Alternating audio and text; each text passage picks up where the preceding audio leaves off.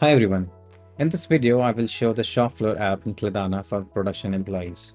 Kladana's shop floor app allows employees who are working in production to get their job tasks in the convenient way, mark completion of job tasks, and check earnings. There is no need to give access to production employees to an entire Kladana interface. They can only work with their job tasks in the web-based shop floor app. So let's see how it works. In each production order, you assign a person who will perform production operations. The assignment can also be done automatically. When you click on Start to Produce, the employee will receive a job task in shop floor app. Employees will see job tasks that they need to do.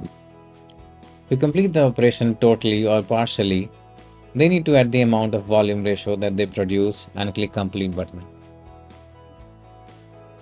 Job tasks will be moved to the list Done, and employees will be able to see their earnings and get the next job task.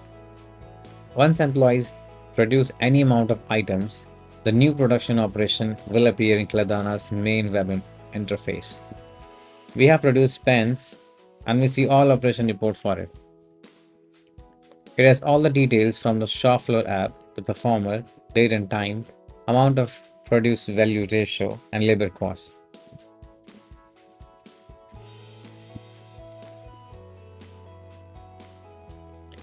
And in the production order, in the process tracking, we also see that the operation was completed.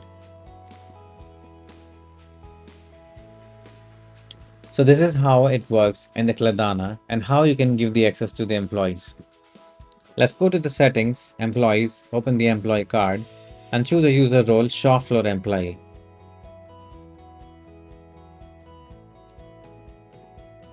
After that, share with him a link which is available once you click on the shop floor app button. Employee can log in using their username and password. That's all about shop floor app. Some useful links you can find in the description below. Put your likes and subscribe to our channel to get notifications about new videos.